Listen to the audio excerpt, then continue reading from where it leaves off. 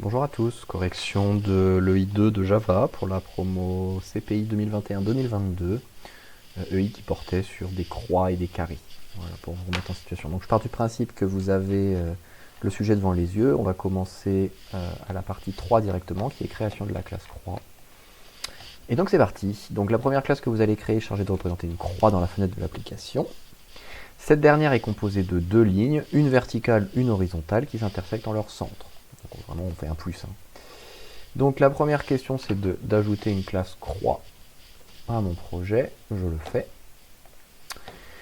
Et cette classe croix, eh bien, on me demande d'y ajouter les coordonnées, enfin d'y ajouter en propriété, donc privée bien sûr, les coordonnées du centre de la croix, donc du point d'intersection, on garde ça dans le coin de la tête. X et Y ce sont les coordonnées du centre.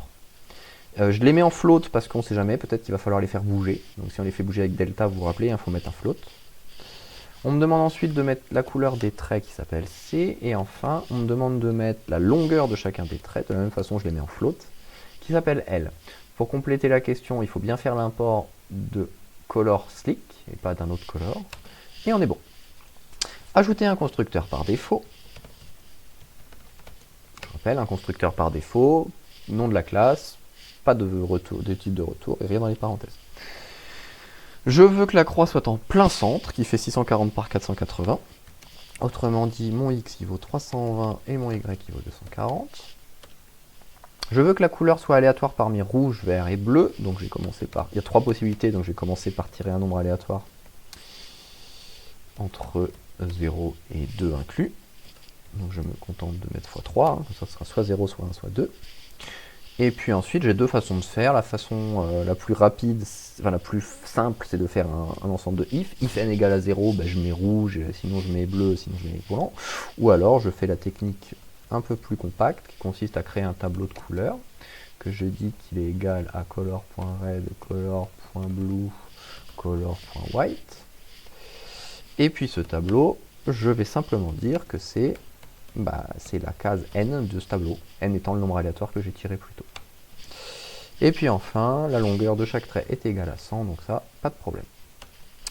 Question suivante, ajouter un constructeur avec paramètres. Voilà, donc il me reste à mettre de quel paramètre j'ai besoin. On me dit que les coordonnées sont spécifiées, ce qui veut dire que ce sont des paramètres. On me dit que la couleur est spécifiée, et on me dit que la longueur est aléatoire. Donc si la longueur est aléatoire, elle n'a pas besoin d'être spécifiée.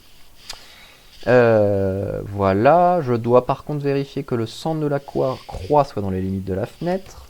Donc je dois vérifier que le X est plus grand que 0, qu'il est également plus petit que 640, que le Y est plus grand que 0 et que le Y est plus petit que 480. Si c'est le cas, eh bien je peux affecter à la propriété le paramètre pour X et pour Y. Si c'est pas le cas, je vais faire le choix arbitraire de mettre tout le monde la même chose qu'à la question précédente, en fait au centre de la fenêtre.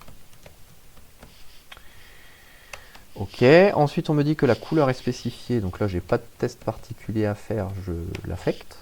Et on me dit que la longueur est aléatoire dans l'intervalle 10-25, en faisant bien gaffe que 25 est inclus, ce qui veut dire que la longueur est égale à un nombre aléatoire, que je multiplie par max moins min, mais là l'intervalle est inclus, donc le max c'est pas 25, c'est 26, plus min. Et j'ai fini pour cette question. Ajouter une méthode dessinée. Donc là on est vraiment dans les grands classiques de ce que vous devez savoir. La méthode dessinée c'est quoi? Ça dessine la croix en fonction de ses propriétés. Alors là il me demande d'importer le graphique, je m'exécute, toujours en prenant le bon. Je dis que je vais commencer par choisir la couleur. La couleur, c'est celle que j'ai en propriété, c'est C. Puis, je dois dessiner le premier trait. D'accord? Donc, on va commencer par le trait horizontal, on va dire. Donc, le trait horizontal, comment il se présente? On a le XY qui est le centre de la croix. Je veux le premier point qui est à gauche de la croix et le deuxième point qui est à droite de la croix. Première chose qu'on a, c'est qu'ils sont tous les trois à la même hauteur. Donc, ils ont tous les trois à la hauteur Y. Par contre, le premier, il est un petit peu à gauche de la croix. Plus précisément, il est à gauche de la croix à une distance de L sur 2. Et le deuxième, il est à droite de la croix à une distance de L sur 2. Voilà pour le premier point, le premier trait. Je vais prendre ces deux lignes-là, les copier-coller pour faire le deuxième trait. Et en fait, le raisonnement, il est exactement le même pour le deuxième trait, sauf que c'est sur Y que se fait la variation. D'accord? Je me base toujours par rapport au centre de ma croix. Ben, je vais au-dessus, c'est y moins L sur 2. En dessous, c'est y plus L sur 2. Et j'ai fini. Ajouter une méthode grossir. Alors vous voyez que je vous dis que la méthode, elle prend delta en paramètres. Hein. Ça augmente la longueur de chaque trait à une vitesse de 50 pixels par seconde. Donc pour augmenter la longueur des traits, je vais simplement multiplier la vitesse désirée par le temps écoulé. Le temps écoulé, c'est delta sur 1000, vous n'oubliez pas le F. Et la vitesse désirée, c'est 50 pixels par seconde. En écrivant cette instruction, elle va grossir à une vitesse de 50 pixels par seconde, à condition que la méthode grossir soit appelée. On me demande ensuite une méthode qui s'appelle hors limite, qui indique si la croix déborde des limites de la fenêtre. Donc, hors limite, c'est une question. Est-ce que c'est hors limite? Donc, ça va renvoyer un booléen. Je n'ai besoin de rien, puisque, en fait, pour répondre à cette question, j'ai simplement besoin de la croix, qui est une propriété de la classe. Et, eh bien, en fait, si, au final, le centre est à moins de L sur 2 de l'un des quatre bords, eh c'est qu'elle déborde. Donc je vais tester ça tout de suite. Si x est plus petit que L sur 2, c'est-à-dire que je vais taper dans le bord gauche. Ou si x est plus grand que 640, je vais mettre plus grand ou égal, hein, pour être rigoureux, 640 moins L sur 2, bah c'est pareil, je tape dans le bord droit. Si y est plus petit que L sur 2, je tape dans le bord haut. Et si y est plus grand que 400, plus grand ou égal que 480 moins L sur 2, ben je tape dans le bord bas. Dans ce cas-là, oui, je suis hors limite.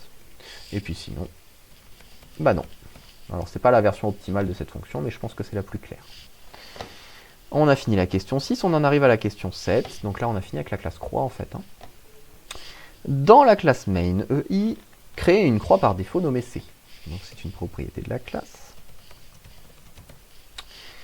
Je veux qu'elle soit par défaut, donc dans init, je vais dire que c'est égal à une nouvelle croix par défaut. Je veux qu'elle se dessine à chaque itération, donc dans render, je vais lui demander de se dessiner. Et enfin, je veux qu'elle grossisse tant que la touche espace est appuyée. Donc là, je me place dans update. Alors là, c'est un tout petit peu plus vicieux. Pour qu'elle grossisse, il faut que je lui demande de grossir. Mais je ne veux qu'elle grossisse que uniquement si la touche espace est appuyée. Donc il me faut un if, la touche espace est appuyée, on est d'accord.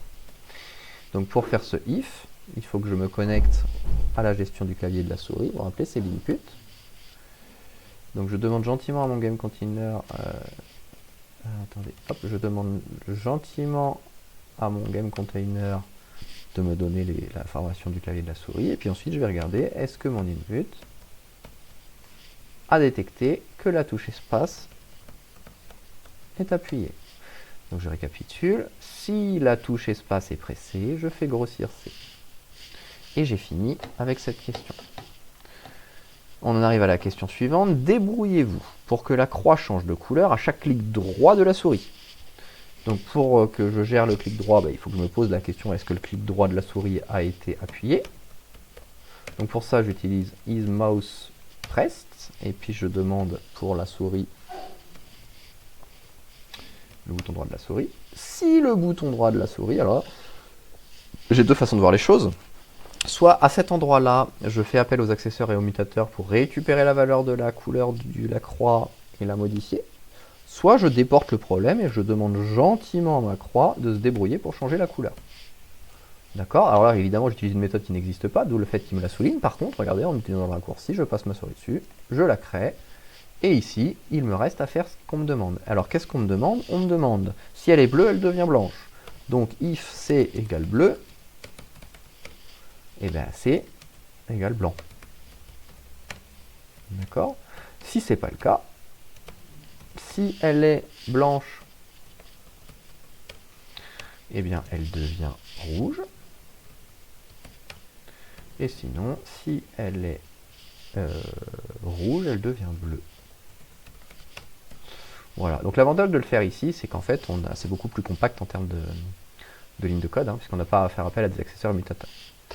Débrouillez-vous pour que lorsque la croix sort des limites de la fenêtre, la longueur des traits soit remise à 100. Je vais commencer par poser la question à la croix si elle est hors limite, j'ai fait la méthode, donc tant qu'à faire. Et puis si elle est hors limite, il faut que je remette la longueur des traits à 100. Donc là, on va prendre l'autre solution par rapport à la question précédente. Donc je vais demander gentiment à ma croix de set sa longueur à 100. D'accord? Donc là, je fais un mutateur. Clairement, tac, je le mets ici. Et en fait, je fais this.l égale l. Tac. Et attention, quand on fait un mutateur, évidemment, il faut que ça ait du sens. Donc je veux que le L qui soit passé en paramètre soit positif.